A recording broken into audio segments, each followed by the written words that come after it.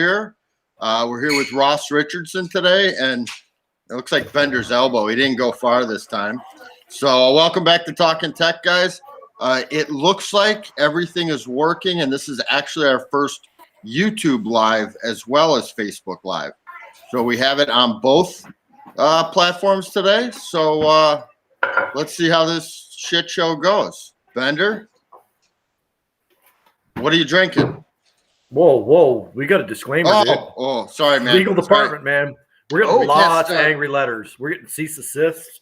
We're getting stuff from famous airline or famous fighter pilots, all kinds of nasty grams. So the opinions expressed in this program are not necessarily those of Dive Rated Scuba Double Action Dive Charters, B. Larson Metalworks, Fully Tech Marine, Fully Tech Charters, Fully Tech Mechanical, anybody who may future employ ourselves, Bob or Ross, or anybody who may future terminate employment with Bob, Ross, or myself. There's going to be some coarse language, some really good coarse language tonight in this episode, as well as abusive alcohol. So if kids are still up, it's time to send them off to bed, unless, of course, you're in California, in which case you're a shitty parent anyways. Your kids aren't going to turn out, so don't worry about it. I think we got her covered. Bob, what are you drinking? All right, what am I drinking? So this is from Brickstone Brewery. Let's see if I can get it in there. It's called Haze Juice. Brickstone Brewery is somewhat local to me. They are actually right down by the local quarry we use for all our dive training, down by Hague Quarry. So they're down there. I got some beer, and that's what I'm having. How about you? Well, so this was the week we were supposed to have Stan Wrong on, and the Jedi Council rendered their decisions, and we weren't particularly happy with that. That's the way it goes. But I had a beer saved just up for it, and I guess it's not going to work out, so I'm going to have it tonight. And I'm just going to dedicate it to you, Bob. And it is a pompous ass English ale. I like it. I think it's just quite right for the episode tonight. So what about you, Ross? What are you drinking tonight? Tonight I'm going to be sipping on a little Irish whiskey. Oh, very nice. We'll be having some whiskey here shortly, too, with you during the show. We always pause. We have a unofficial sponsor of the show. We'll be drinking some, so it should be good. All right, yeah. I got I have a little disclosure to make. I might be buzzed a little bit already. I was working on a car. I've got a little father-son project. Even though the garage door was open, I might have got a little carbon monoxide poisoning because we had a rough. We were fiddling with it, so I'm feeling pretty good. So things might get a little wild when we get into that whiskey. Well, good for you. Pete Measley and Richie Kohler set the bar pretty high for how they start the show. And nobody beat Pete. There, so. Nobody beat Pete. No. 9 a.m. New Zealand time, lockdown day drunk Pete Measley. 3 bottles of wine in. That was a good show, guys. Go back and look it up. You can watch it. So for those of you that don't know who Ross is a world famous underwater explorer, shipwreck hunter. He kind of flies under the radar and just gets stuff done. And when he finds a shipwreck, everybody sits up and takes notice. And it's a pleasure to have you on. Certainly a pleasure to have you on as opposed to the other guy we're supposed to have this week. So thanks for coming on. What, other than it being winter and shitty, what are you doing, Ross? I got multiple projects going on. I thought this was going to be a real crappy winter. I mean, long and everything's shut down, but I just been busy working around the house and plotting and planning for the summer.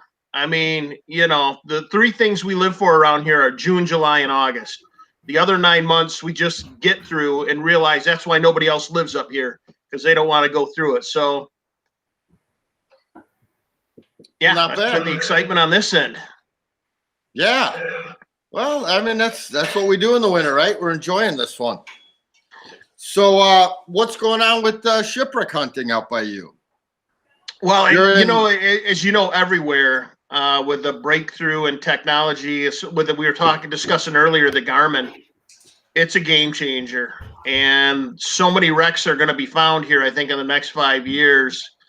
It changes the lay of the land. It's almost, when a shipwreck gets found now, it's almost not even exciting because so many are being found. I think the pace has picked up, even though they're harder to find. in the way that they're more remote or there's less of them to find. This new technology really just makes it easier to find them. Seems like it's put the technology in the hands of more people. So more of us are out there looking. The price and the usability. I mean, in the early days, we'd have to use a Klein with an armored cable and let out 300-400 feet of cable behind the boat and do all these things and cruise at 3 miles an hour. Now you run out there with a Garmin, you're running at 5-6 miles an hour with the same range as the top of the line, sonar 10 years ago. And it's just, for $1,000, probably less now. I think $900 for that unit. Yeah, that we're using. I mean, it's amazing.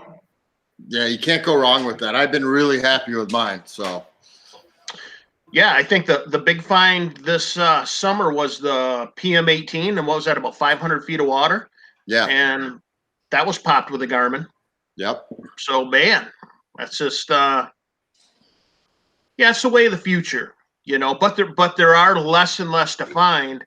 And the ones that are being found now, who knows where the hell they are? I mean, they're not where they're supposed. All the ones that are where they're supposed to be have already been found. Yeah. So now we got the weird ones that are just, they say they're off this point, but they're off that point, or they say they're 5 miles from shore and they're 17 miles from shore. As a diver, would it be a wise thing to suggest that you see somebody with, say, a $60,000 Legend or Lund fishing boat with a $2,000 plotter on it that's going out salmon fishing? It's probably a good idea to just be kind of chummy with those guys and say, "Hey, I'm a diver. Do you ever run over something that looks kind of fishy? Just don't forget about me." You think it's time for that? Should we be? I think some fishermen have spots and they have their little areas. Some of those pan out. I've had old wreck hunter friends that used to get charts from commercial fishermen. And I think the ratio was like 1 out of 10 snags was a wreck. Yeah. And, but they're out there. Sometimes you got to use creative ways to find the wrecks. If you talk to a fisherman, see what they have to say. Some of them do have snags. A lot of these new wrecks being found do have nets on them, lines. So. Yep. Right on. So. Yeah. You had an interesting discovery this summer. I know you had an awesome discovery the summer before, but tell us about how the summer panned out. Yeah, the Jarvis Lord, and actually, I found that in 2018. I ran over it. The story behind it is I ran over it in 2017, my last lane of the year. But I thought it was geology because it was way on the outside. And when I did my next lane the next year, right at the boom, there it was. And I didn't know it till I went back and checked. So I found it in early 2018. And but we were spending 2018 documenting the Kimball, the WC Kimball. So this one, I kind of had a good idea what it was, but we had to wait till 2019. Now we had a chance to get out there at 2018. In October, and my boat broke down at the dock. I've been, I'm telling you, It was one of the most disheartening things. We had it running. We were all high-fiving. I put it in reverse and it stalled, and we couldn't get it started. No. Flat, calm day in October. Visibility would have been excellent. So we had to wait until that was 2019. So 2020, we got out there and got a chance to put divers down. But what a miserable year, wind-wise, boat mechanics-wise, At first, I thought the shipwreck was cursed. But then I realized everybody was having a really shitty 2020. It just was a bad year. So that wreck there, the Jarvis Lord, couple of things. Where is it at? What kind of depth's it in? Yeah, specifically like latitude and longitudes to the minute, please. Yeah, we need the exact 3-digit number there. I put it on my website. I decided to release the numbers to this one immediately. Oh, really? It's a case-by-case situation. So this is a 180-foot wood steamer that sank in 1885. It was carrying iron ore. Went down near Pyramid Point, which is, if you're familiar with the Manitou Passage, there's Sleeping Bear Point. Yes. The next point over is Pyramid Point by the Rising Sun. Well, this thing's just 2 miles offshore at Pyramid Point on 220 feet of water. So for everybody watching here who's not familiar with the Manitou Passage there, we are talking about northern Lake Michigan on the eastern shores there is that area. Just so everybody knows where we're talking about. Yep. If you look at the chart, North and South Manitou Island there's a shipping lane that runs between the islands and the land, and that's a dangerous area. A lot of ships have gone down there, and that was one of them that was a victim. And I think due to the location, and we were finally able to kind of think, okay, we were able to put together what happened with it, and we think they bottomed out on a reef on North Manitou Shoal. They cut it a little bit too tight. The shipping lane isn't where it is now. They moved it there with the bigger ships, but back then they used to cut right across that shoal. Well, if you get a windy day, a wavy day, and the water's at a low point, low water cycle, and the sand moves around, all you got to do is kiss the bottom. And, they were carrying iron ore, so they were deep in the water. So just pop one plank, and that thing went down pretty quickly. Wow. So, why don't you tell us a little bit about the Kimball, too, because that's a pretty exciting one. Yeah, the Kimball, when I first ran over it, and that was another Garmin find, and that was in about 300 feet of water. We were doing 5.5 miles an hour, and I had my cousins were up visiting from Georgia on the boat, and they said, "Hey, can you take us to South Manitou Island?" And I said, "Yeah, hop on, but I'm going to run my new sonar equipment and test it out." Well, we were testing it out on a couple runs, and boom, ran over something little. I knew it was small, but it looked pretty significant. And so I came back a week later and ran over it, got a little better sonar images. Now, the weak point of the Garmin sonar is it doesn't paint a good picture once you find something. The long range, it's incredible. Up close, it's not very good. But whatever it was, I spiked it on the downward-looking sonars 90 feet off the bottom. And I thought, man, that's 90 feet off the bottom. What the hell is that? Is that a ghost net hanging up on something? Is that, a downline that goes up and then goes back down? I mean, that's pretty high off the bottom. But when the diver got down there and got a look at it, it was fully intact schooner, mast up, including the top mast, in perfect shape, including the flagpoles on top of the top mast. We never seen anything like it. The spreaders were there, everything. Right there, nothing missing. Yeah, that diver who went down on it, he happens to be a good friend of mine, and he says, "Man, I wish I could tell you what I just did." And he wouldn't tell me. Steve, if you're watching tonight, you should have fucking told me. But I found out a few months later. But he's like, "No, I said I wouldn't tell. I can't say, but it was awesome." Yeah, he's a great guy, Steve. Yeah. And when I find something, he's the guy that pretty much has to go down there and look at it, so it's just good and bad. But but that was a nice one. Absolutely. Yeah, that's a beautiful wreck, and I hope one day I can get on it. So yeah, and that's one. So there's a whole story behind the Jarvis Lord. We're not sure. We may have pulled a mast down on that one and took out the whole side of the ship. So we haven't talked about that. I don't think so. I think Steve might have been a little narked on what he was seeing. I mean, we're still trying to piece together what happened, but that's a scary part of these wrecks is they're sitting down there for 150 years. They're deteriorating. And I have a very light grapple and line, extremely uninvasive. We really take care of, and even then you can damage the wrecks. I mean, the video we have of the Kimball, the grapple's just like 2 feet away from the ship's wheel in perfect shape. Oh, yeah. You're up a football field above it. You don't know where the heck you are hooking and putting into stuff. So, that's part of the problem with these wrecks. Now, the Kimball, that's why I haven't made that one public. The Jarvis Lord, I want divers to get on these wrecks and record them. My fear with the Kimball is somebody's going to pull down one of those masts. I understand that. And that goes back to that whole debate. You know, you got the side that says we shouldn't be grappling anything. Yeah. But, you know, you're in 300 feet of water. You got divers doing hours of deco. You don't want to be drifting. You want to be tied to something. Yeah. You know, it's a tough one. You know, Yeah. I personally, I'm going to grapple the wreck and I'm going to tie you into it. And we're going to dive it that way. And, you know, and we've seen a shift the past couple decades too. So in this, I guess this leads into the artifact talk.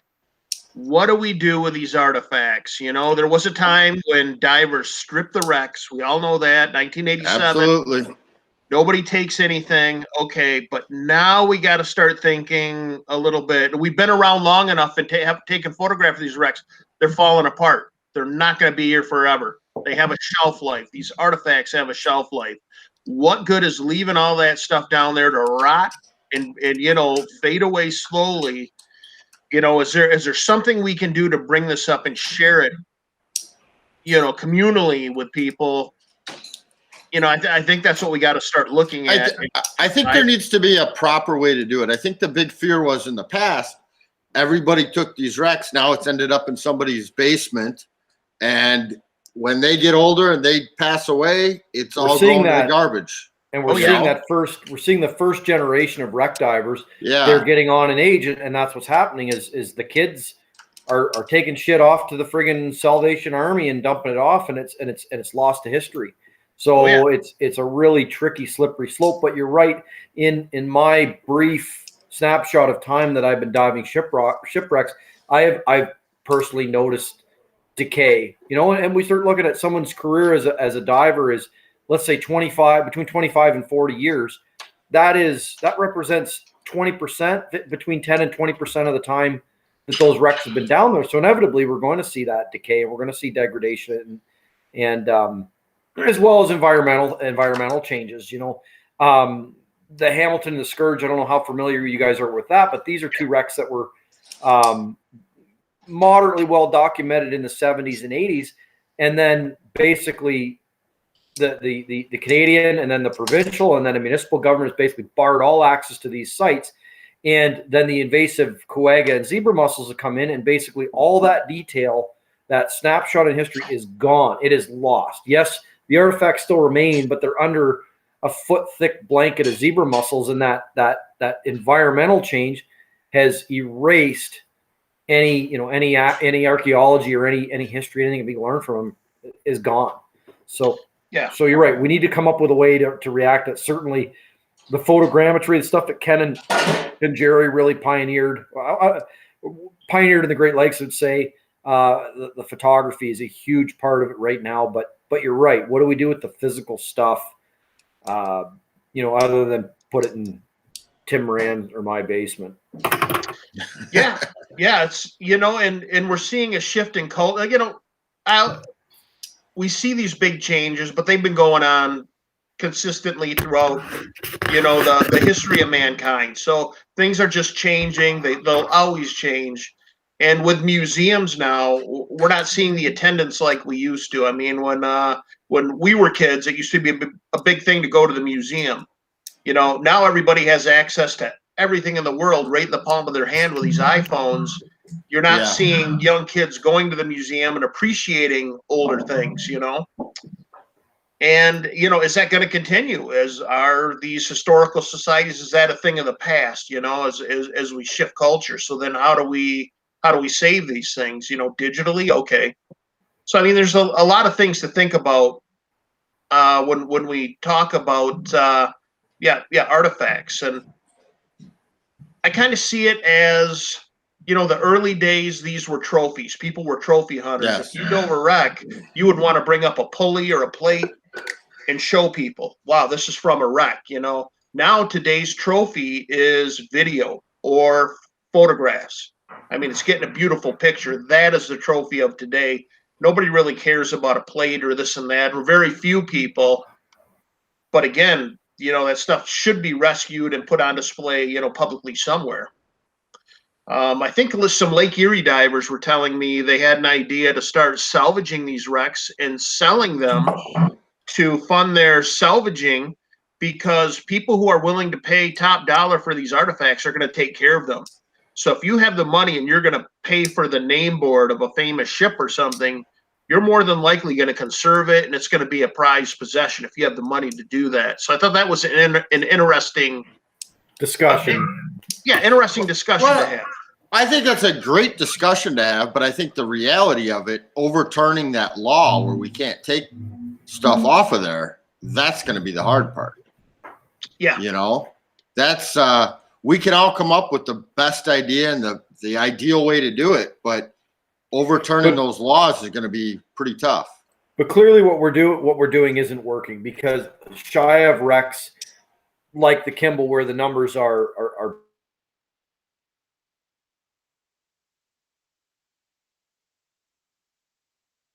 put some good false information out, as well as the truths you've set out about the Kimball. But if someone wants to put the time in, they can find that wreck. And once these numbers become common knowledge, the artifact fatigue starts to kick in. It happens. You know, the Ganelda is a great example. The Heart's starting to be an example. Certainly anything in recreational water is a perfect example. So what we're doing, the law isn't actually, there's no tooth to the law. So if this isn't working, what's the plan moving forward? These are a resource that are going to break down. Once these artifacts are gone, they're gone. What's the plan, right? Let's come up with something. But yeah. And the wrecks being found, we're just not going to find mini wrecks in recreational range. Everything's going to be extremely deep tech. You know, the areas I'm looking in 300-400 feet, you know, you start getting towards 400-500 feet of water. Yeah, they're really not diveable. I mean, you got to it makes sense to send an ROV now. ROVs have gotten cheaper to the point where 3,000, 5,000, 7,000 will get you a very nice ROV now to go down there and spend hours on a wreck. So there's going to be a shift there too. So, well, it protects the artifacts down there. What is the long-term, you know, what's going to happen to these artifacts in the long term? They're just going to disappear with the wrecks, I think. Yeah, I think you're probably right. I just don't know who's going to fight that battle to make change, you know. That's a tough one. That's a tough one, you know, because it's going to be a fight. And, well, we'll just see what the future brings, right? Well, hopefully there's somebody in high school or junior high right now that's just getting involved, and that's going to be the person that's going to, you know, turn the corner on it, I think. Yeah, I think you might be right. So, go ahead, Bender. Well, let's mix things up here a little bit, Ross. So you've never seen the show. The reason we know you haven't seen the show is because you're on it. And I, with one exception, anybody that's seen the show, typically, except Eric. Yeah. Except Eric. He wanted to do this. I don't know why. Yeah. Something wrong with you, Eric.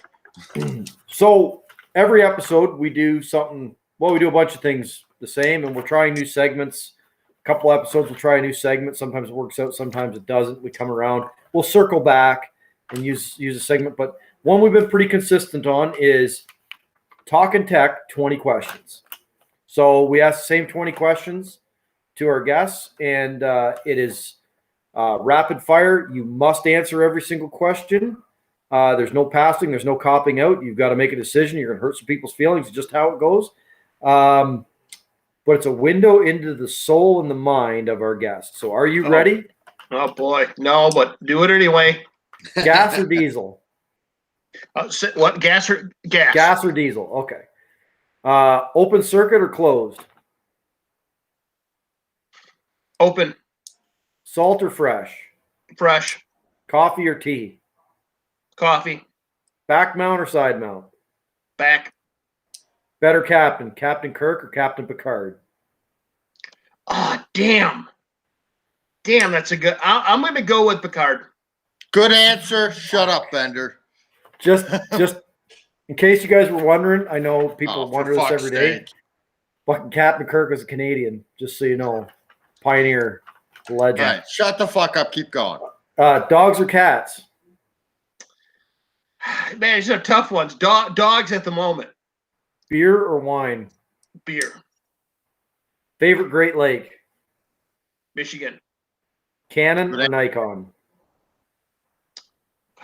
I'm going to go Canon. Computer or tables? Computer. Better photographer? Jill or Beck? Beck. See, we throw you some softballs and then just fucking. though many of these are so tight, I'm just throwing stuff out there. So Rex or Caves? Rex. Sausage or taco? Taco. Johnny Cash or Elton John? Damn. At the moment, Elton John. Usually Johnny Cash, but I go through spurts. You might be the first one who said that. Second. That's two. We keep score. That's the second. Oh, Johnny, that's true. Okay. Second. Yeah. Top or bottom? Damn. See, things change over time. Used to be boy. top. Oh, okay. But Well, hey, so whatever you're into. I'm still gonna go top. Okay. Power or sail? Damn. Power. GUE or TDI? GUE. Sweet or salty? Sweet. And the last one is rust or wood? Wood. And that's Talkin Tek 20 questions. Wood is Here we good. go, guys. All right. My problem is I think too deeply. I think, okay, which do I prefer as an idea or which am I actually doing? And okay, but I survived. We always get some interesting comments. I really like the power of sail one. I think the best answer we had was James Mott when he talked about, he said power because I got to get there, but I fucking wish I had the time, just the sail, right? And it's a state of mind, a state of being, and a state of reality. So it's getting deep, Bob. It's early. It is. And it's but Friday. Should we? Things are fucked, and I'm thirsty. I think before we try this next segment, our new segment that we have not done yet. We got a good one for you. Is going to be a good one, guys. I think we're going to need some whiskey. Do you agree? Let me go grab my bottle. We're talking Ross into that.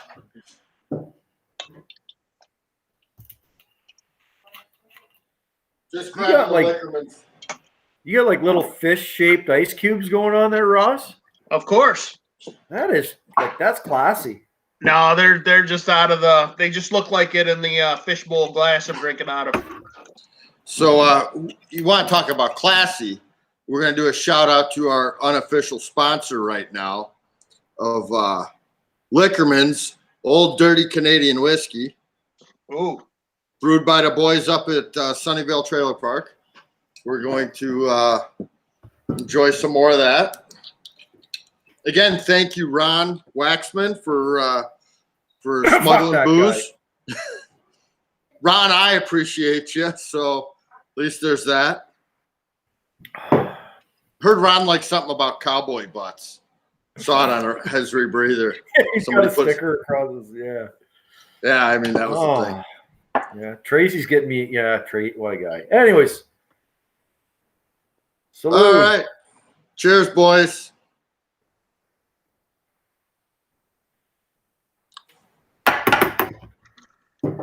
That is a dirty old whiskey.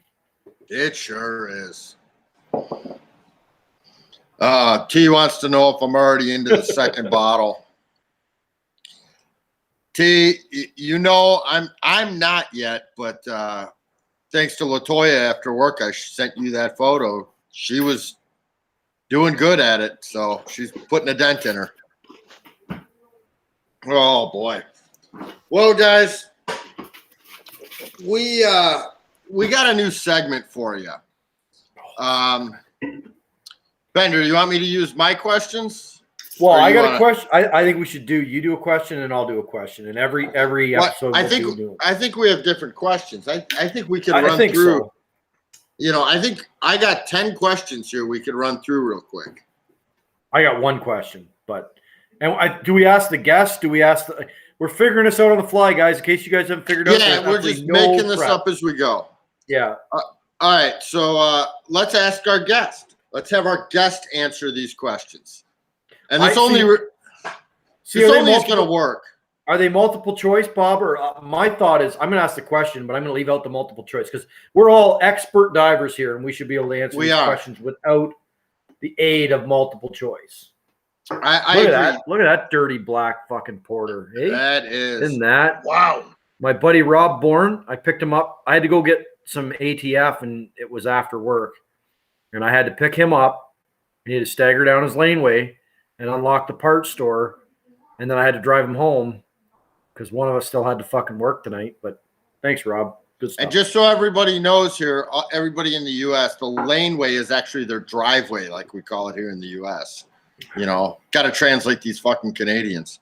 So our new segment here, what we're going to do, I have all of the quizzes from Patty Open Water. So I think you're right. We don't give them the multiple choice. But I'm just going to pick a question off of Patty's Open Water quiz number 1 from the first chapter. I'm going to pick a question here. I'm going to read it, and we're going to see if you can get the right answer. Bender, how about you? You were going to go through the knowledge reviews, right? I've got a knowledge review quiz from page 160 of the book, which I never made it to page 160 when I was learning to scuba dive. So, they've got phenomenal photography.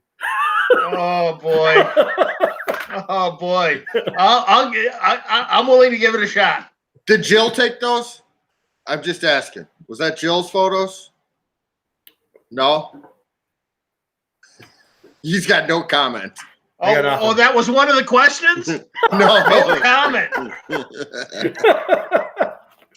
Oh, okay. Bender, why don't you ask your question and then I'll ask mine? No, my question is from mine's from self-assessment number 14. So they're way too advanced. So I think you should start it out, Bob, with quiz number 1. Okay, I'm just gonna pick a question. There's 10 questions on here. Let's go with this one. Well,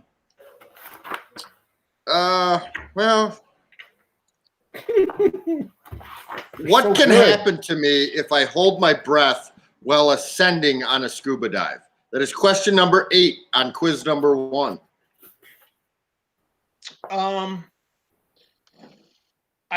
think that would be a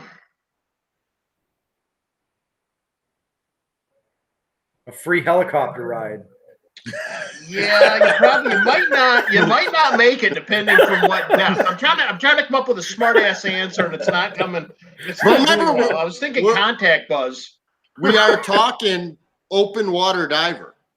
Yeah. So you're 60 feet or less. Yeah.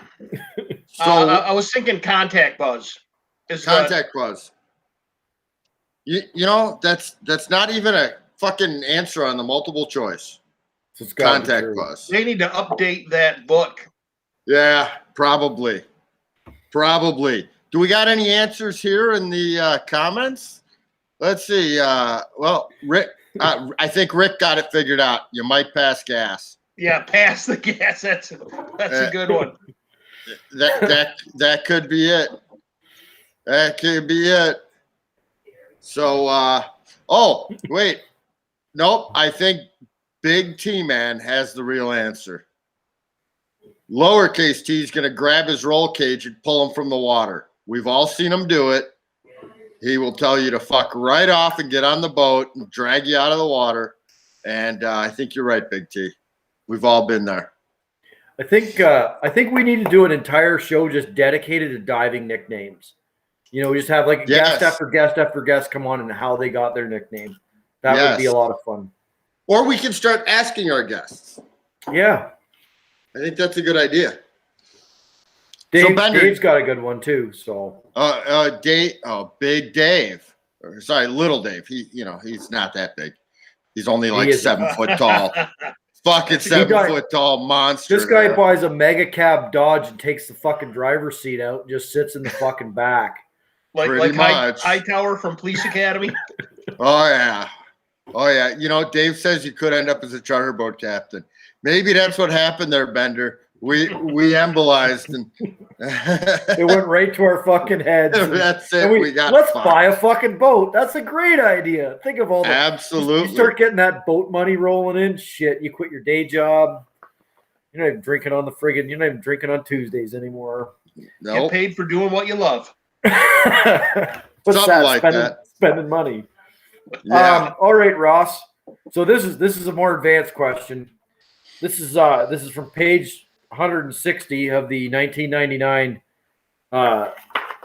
This has been redacted so that we're not getting lawyer. See right there, can't read that, right? We're told we're legal. So it's on page 160, self-assessment number 14. The general best all-around option if you run out of air is to go ahead. Tuck your head between your legs and do a helicopter ascent. It seems logical. Yeah. Anybody in the comment section got an answer to that one? I mean, guys, what do you do if you run out of air? I mean, what's your best bet? The best option when you run out of air. You deflate your BC into your mouth.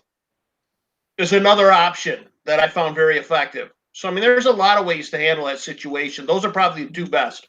Okay, so if you're diving, can you buddy breathe off your buddy's BC if he's diving nitrox and you're diving air? You know what? Half-A came up with the answer. Blame Wolfgang. You know, we got some good answers here. Brian says we should go to the surface and drink alcohol. I mean, that will work. I think we're all in the same ballpark. Yeah, I think so too. I think you buddy breathe off each other's BCs. But not your own. Yeah, you take your buddies and then your buddy breathe as you ascend and they inflate more. I think that's what I'd do. But don't make eye contact. If you're doing that, you cannot make eye contact because it'd just be fucking weird. Yeah. So I just got to say, we read the disclaimer, so all of this is false, but I am currently teaching 42 kids open water class right now. I hope they're not watching. At the high school. If you guys did happen to stumble upon this show, which I have not encouraged, don't listen to anything we're saying. I'll show you the other way to do it in the pool. And we'll teach you the right way in a few years. Yeah, don't take diving advice from me. I'll say that right now.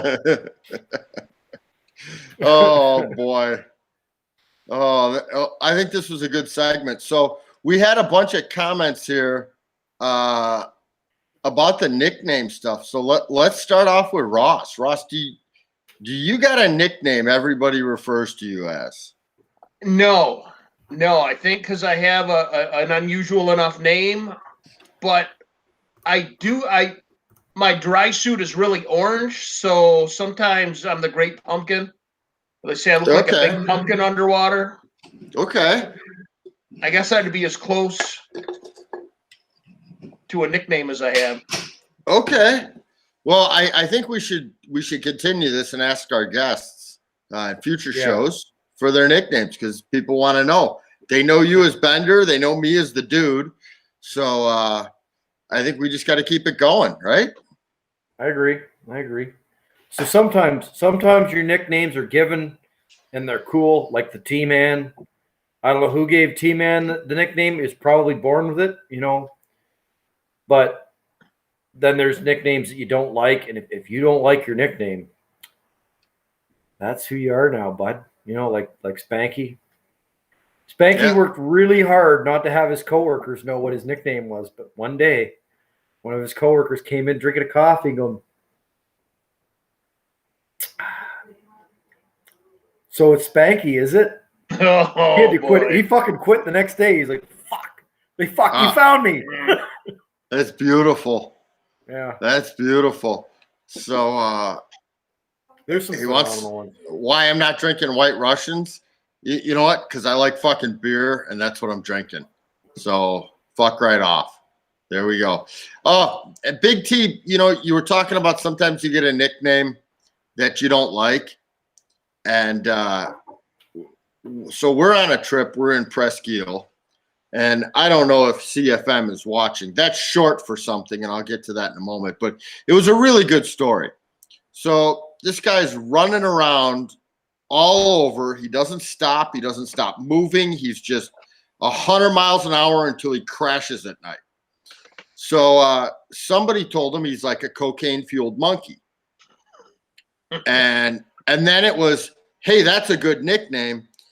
And that's when he exclaimed to us that we are not allowed to call him that, and that will not be his nickname. Oh, you're fucked.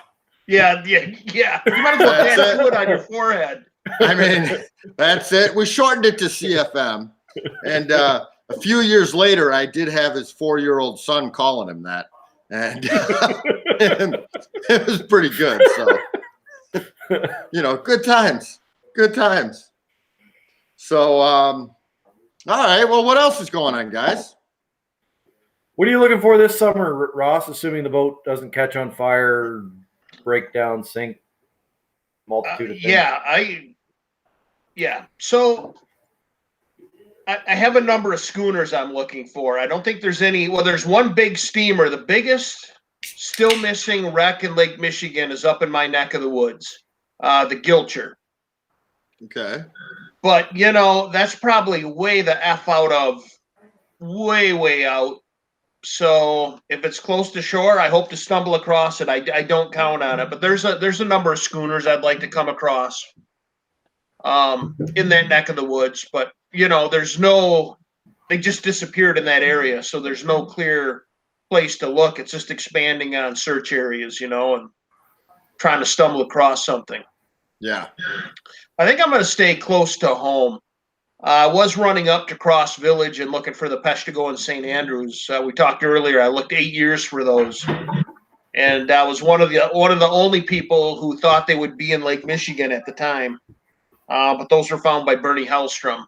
Yeah, and he found them, and I didn't because he looked where they were, and I didn't.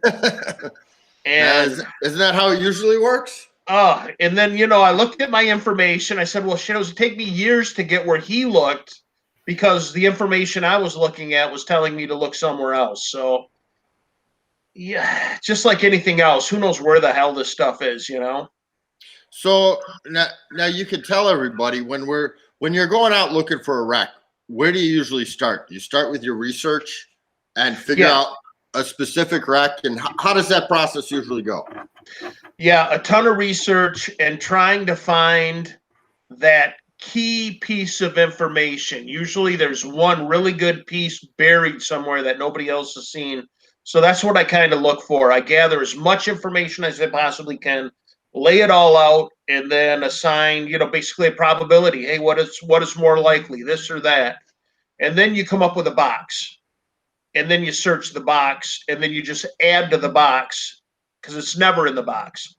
Never.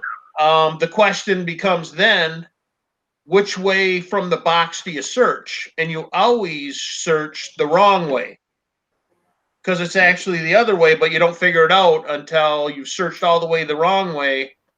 And that's why it takes so long to find a shipwreck. So, and then when you find it, then when you find it, you look back at your supporting research, and it says it's right where you fucking found it. Yeah, right there. It should have. You should have. Then you figure Why don't you just go there? What the fuck's the problem? Yep, that's exactly how it goes. That's how it goes every fucking time, right? Well, when somebody reads an article or hears about it, they think, oh, they must have went right out there and found it. They don't realize the 2 years of blood, sweat, and tears and getting eaten by black flies it actually took. That isn't in the article. So they think, this guy's smart. He went right out there and found a wreck, but it never goes like that. It's always a nightmare. I agree. Hey, we got a quick question for you. Where are you from? We did say Northern Lake Michigan. So yeah, I live in a little village called Lake Ann. which is if you do the Michigan thing, it's in the pinky nail about. So, and I live in Benzie County, very rural area. If you know, I live about 20 minutes from Sleeping Bear Dune. Oh, so very nice. Close to the Manitou Passage and just out of the way of everything. How many feet of snow do you have right now? Less than a foot. This is the lightest winter I've ever seen.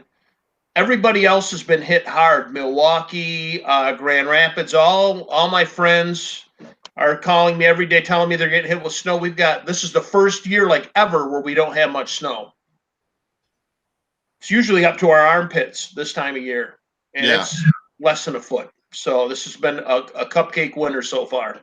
Hey, I'm all for this. That means just when you start getting cocky and March rolls in, we're gonna get hit straight to the elbow, bud. We're gonna get hit. I know that. We usually get hit probably 2 more times this year. But you know what? We're through the thick of it. And we got daylight savings March 14th.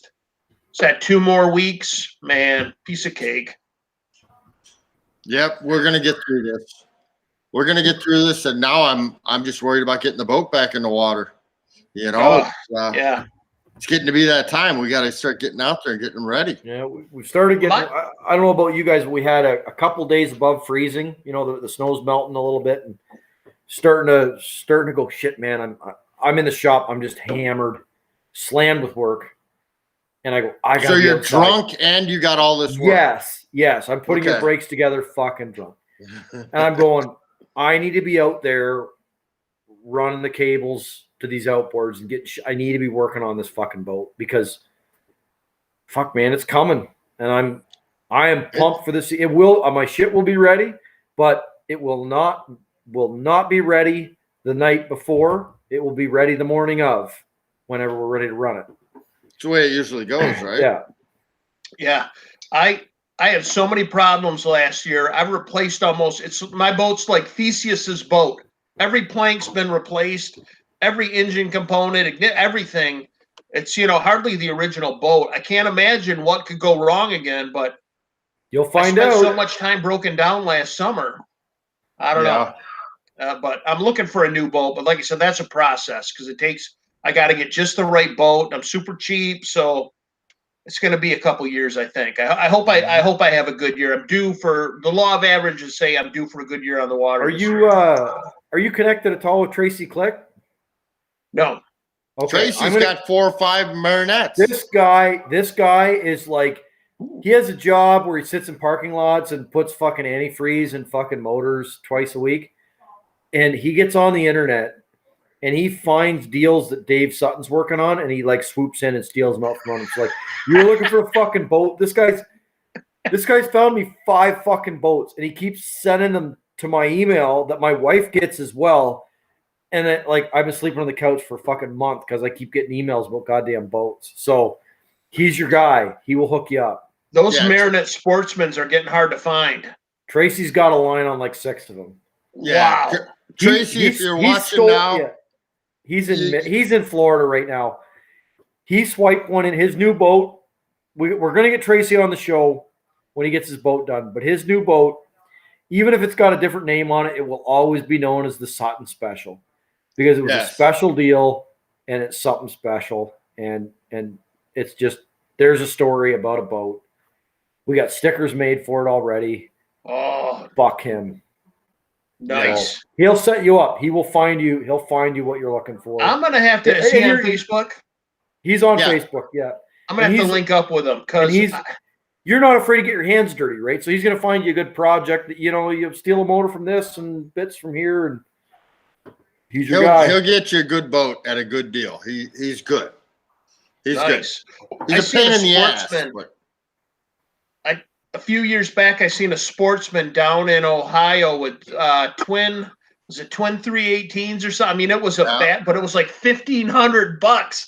Yeah. I was like, oh, that would be perfect to get and redo. I mean, but a single engine sportsman, man, they're about 10 years ago, they were giving them away. Yeah. And then all of a sudden, boom, they're gone. Yeah. Yeah, they're pretty desirable. They're good boats though. So, Yeah, those hulls last forever. You can, put in new motors, new drives, and but those hulls very durable. Very much so.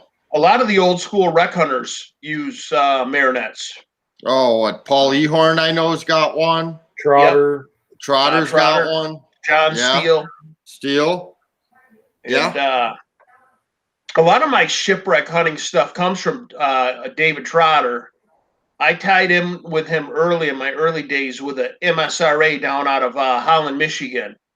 And I did a lot of searching down there. I just volunteered, and I would take a week off of work to search during the week. Everybody wanted to search on the weekends, but I would take a week off, and so I'd spend a week and I'd just listen to him. I wouldn't bug him, but I'd just listen and pick up what he had to say. And he is the Henry Ford of wreck hunting. He figured out a method, a technique, to find the wrecks. And that's what I kind of picked up on is his technique. I think his technique is you need to fucking go out there.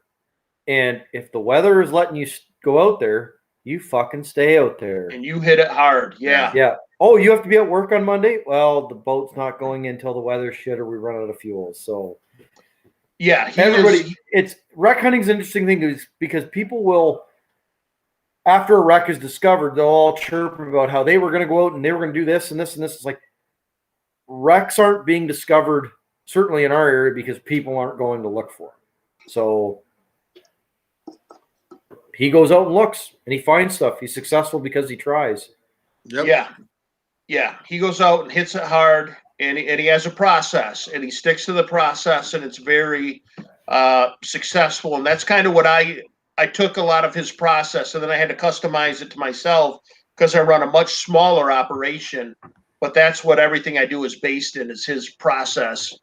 And it works out pretty well. But, there's so many hours, even years you spend on the boat where you don't find a new wreck. I mean, you just cover the area and you're like, there's nothing there. It's a big lake. But, when you do find a good one, it's worth it. Yep. And, for me, and I'm sure you guys are the same, I just like being out on the boat. Yeah. Whether we find something or not, it's a good day. We were out on the lake.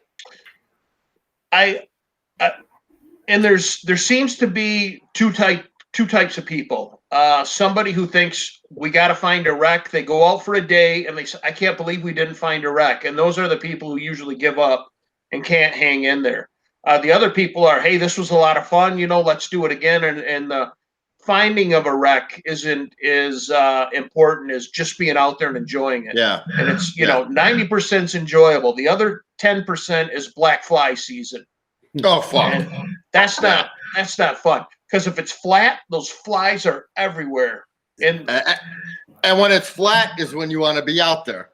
Exactly. For standing, yeah. I'll tell you, the number one secret ingredient for a successful wreck hunt can be found on floydpodcast.com. You load a fucking drive up with that shit and you just melt into her, man. You'll find shit. I'm telling you. Yeah, we'll give it a shot. What a fucking show. This was good. I think we had another good show, guys. I am pumped. I think everybody's pumped for 2021. Borders are fucked still, but people are locking in. Charters are selling.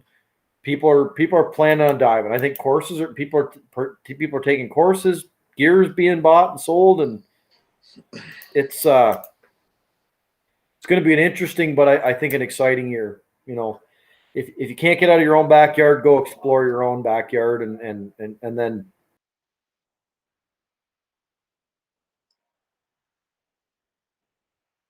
All right, guys. Well, apparently we just lost everybody. Don't know what really happened here. So I guess it is. Well, wait, hold on. We got some coming back. Looks like Bender is now back. Guys, I don't know what the fuck just happened here. Bender, can you hear me? I can hear you. Can you hear me? Yeah, we're still live here. That was weird. Yeah, Ross disappeared. You guys just dropped right off. Yeah, just instantly. It's Be Live as shit. Yeah. So, all right, guys. Well, I think we're gonna wrap it up. I still think it was a good show. Oh no, you know what, Bender? We can't wrap it up yet.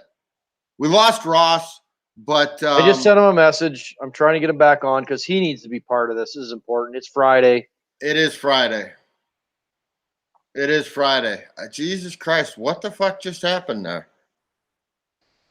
Oh, I don't know what boy. happened. I just dropped it. Yeah, both of you guys. And here comes Ross. He's Yeah, I coming back. just sent him a message. Yeah, Ross, I'm sorry. I don't know what happened there. So, Technical difficulties. oh wait, we have somebody in the chat here who figured out what happened. It's Bender's fault. Fucktard broke the feed. You know what, Jeremy? I agree with that. You're probably right. See, Jeremy is treading in dangerous waters because it's Friday. The show's almost over. And if he's watched the show more than once, he knows what's coming. So, Bob and Ross, it's Friday. We all slid in here at about 2 minutes, like 8:25, 8:28, whatever the fuck it was. Who needs to fuck off? Because everybody's had somebody on their list that needs it. All right. Well, I had a few, and then I was just gonna have one today, but now I have to have two. So I'm gonna say Be Live. We pay you guys like a lot of fucking money to be able to do this show, and to just drop the two fucking guests right now, like fuck off. That's not right.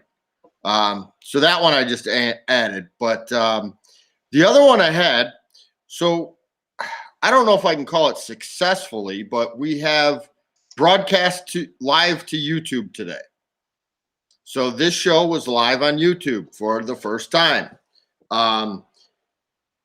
They pulled the title of last week's show and used it for this week. So while Ross is on, it has Eric's name over it for some reason. So fuck you, YouTube. Or maybe it was Be Live's problem. I don't know. But I have to now go in and change that. And I will get that fixed here shortly. But fuck you guys. So how about you, Bender? I know you got some. You always got a list. Fuck, man. I had an awesome week. We had a good week. You know, I lost an employee last week, kind of restructuring the business. And the shop's busy for the first time in 8 weeks, you know, feeling good. And I had an awesome week and a good morning. And I had a lunch with Tim Moran, a buddy, and I made him buy me lunch. I kind of didn't mean to, but he bought me lunch. I come back from lunch and you're cruising through Friday and there's a fucking hair-trigger double-barreled shit machine gun just fucking waiting for you. And FedEx, you could fuck right off. And I think I've already told you. If not, those calls are recorded. You can check. I'm going to leave it at that. Ross, who needs to fuck off in your world? Oh, I don't know if I have specifics. I think any haters out there, they can fuck off. I'm pretty sick of the coronavirus messing up my going out to the brewery. Oh, fuck. That can fuck off. Yes. That's killing me. You know, I live in an area, there's really nothing to do but go to the brewery. It's, you know, and to have that taken away is just terrible. Yeah, I agree with you on that one. I do. So, what do you say, guys? I don't have any individuals on my shit list, at least not that I can mention publicly. No, you can mention anybody because we had that disclaimer where all the names are made up. Yeah. Yeah, so you can say whatever you want on this show. Oh. Yeah, the legal department decided that. Nice. All right, guys. Well, I guess everybody watching. Thanks for watching. Good show. Thanks. We got an exciting surprise guest next week. We're going to announce it a little bit later because Jamie's head is going to explode. So we're kind of saving it because Wolfie's got to put up fucking towels and shit down before. And it's going to be a good guest. I'm really pumped. I got a new t-shirt for the show. Ross, thanks for coming on. Stay on because the after party is where shit gets done. All It right. does. Richie Kohler after party. I Guys, wish you you missed guys it. could have joined us. It was fucking phenomenal. So It was. they So everybody else, listen, one more thing. I am trying to get this YouTube thing going. So go fucking like, subscribe, whatever they say you're supposed to do. Just go fucking do that on our page, okay? click and like make the shows run and just put it in the background. Like just Yeah, you don't have to watch them. Just let them play. It helps. It's good for us. So we can keep doing this. Okay? All right, guys. We'll see you next week.